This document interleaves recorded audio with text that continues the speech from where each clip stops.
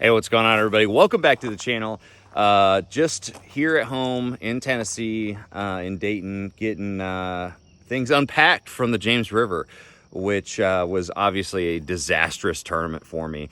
We've got the camper off the truck. Right now we're getting the tailgate back on the truck. We're going to be doing some work today. We're going to get on the tractor, put in some tractor time, so that's going to be fun. And we've got a bush hog about, I don't know, 8 or 9 acres of field. So we're going to do that today. But anyways, I wanted to kind of update you guys on what happened at the James River. And I guess, obviously, if you haven't seen it, I did really bad. I had a 144th place finish, caught one of the smallest bags of the tournament. I had I had a 5 fish limit, but it was only worth 6 pounds something ounces on the second day. And the first day I didn't do all that well either. And honestly, I don't know what I was missing as far as the big bite goes, because it's so weird. The last 2 years, so the Potomac, I went out there, caught a ton of fish. I probably caught, 100 fish from practice through the tournament, and never caught a fish over 3 pounds. And it was pretty much the same exact thing this time around on the James River, where I caught, over 100 fish practicing the tournament and never caught a fish over 3 pounds. My biggest fish of the week was 2.93 on my scale, and it was in my day one bag. So that just goes to show you how much I need to work on my tidal fishing. I've never cashed a check in a tidal fishery.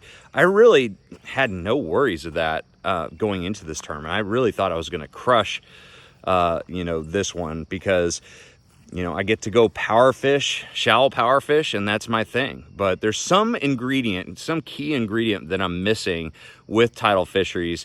And so I'm going to be learning from that. But I wanted to do this video because, obviously I've had the worst season I've pretty much ever had since, around 2007, 2008, when I was going to college and really putting forth a lot of effort into learning how to become a consistent tournament angler. And then those years, obviously, because I'm new to it, I had a lot of up and downs. Mostly downs.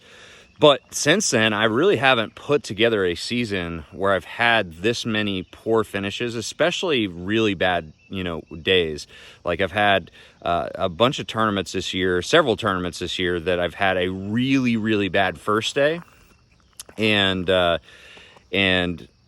just, for some reason, am missing one or two little things that has held me back from succeeding in those tournaments. And they're tournaments that should be in my wheelhouse, like Harris Chain. Harris Chain is a perfect example. I should have crushed that tournament, but I just got so hyper-focused on wanting to do good in that event that I really just, I pre-fished poorly. I didn't really do my homework leading up to the tournament. I didn't focus on the process. And the same thing happened at Guntersville. Guntersville was actually more of a, not listening to my own gut instincts and trying to run patterns that other people, had suggested.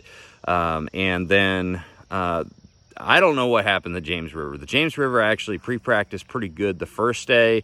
Second day I was kind of lost and, just kind of running all over the place and never found out how to get a big bite. So there was some little key ingredient that I'm missing, just a lack of experience on tidal fisheries that caused that one.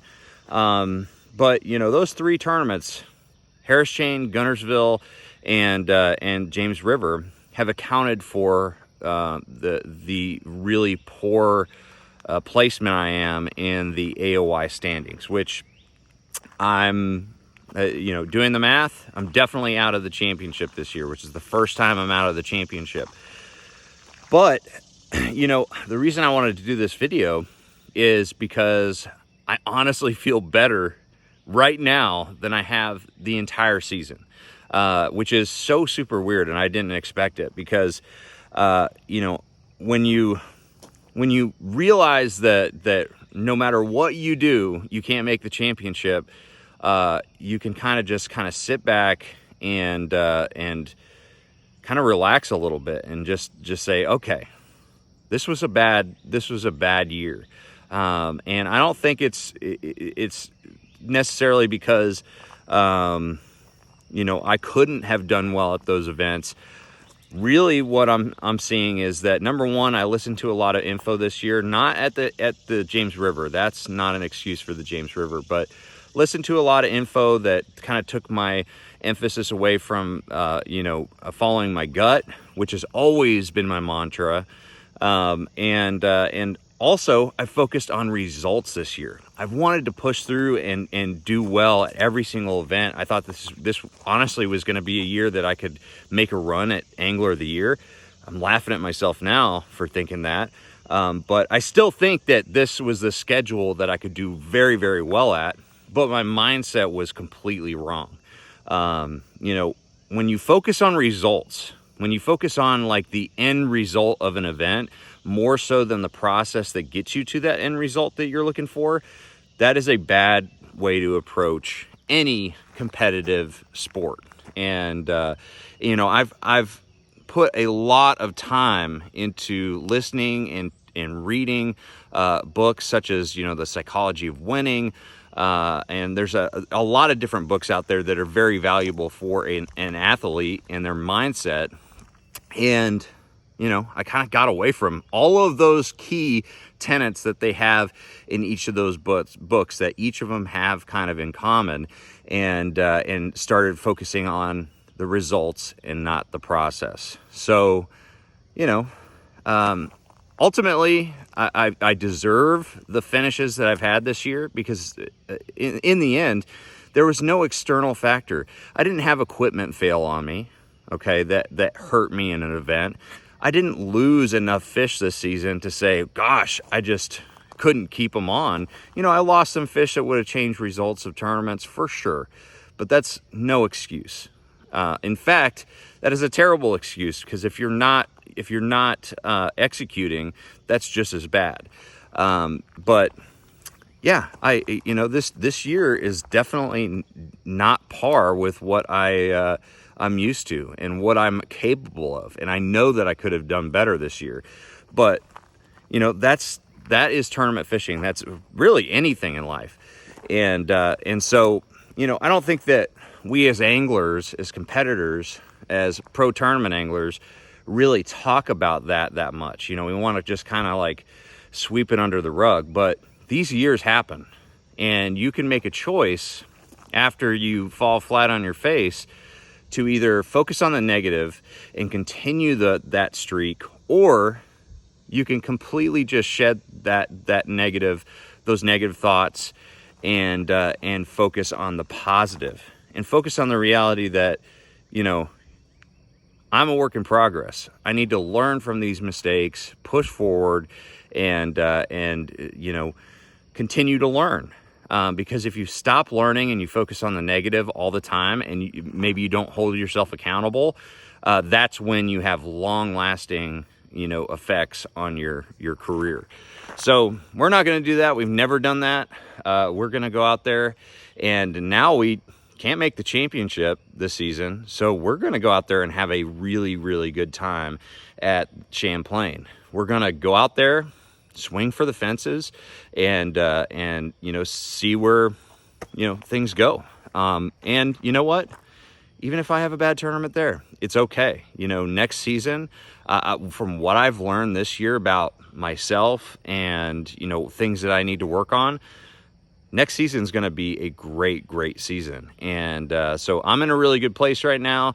And if you guys have experienced the same thing where you've been worn down from a bad season or a couple bad seasons or anything like that, just know this is all temporary. This too shall pass. I think that those are pretty wise words. And in tournament fishing, it's not about, your consistency and how well you do on a regular basis. It's how you respond to the worst tournaments and the worst years in this career that matters, in my mind. So we're going to keep on hammering. We're going to have a great last event on the Pro Circuit season at Champlain. I love it up there.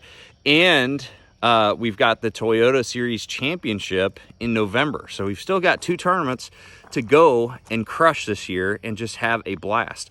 I'm going to refocus my energies on the process of tournament fishing. And you know what?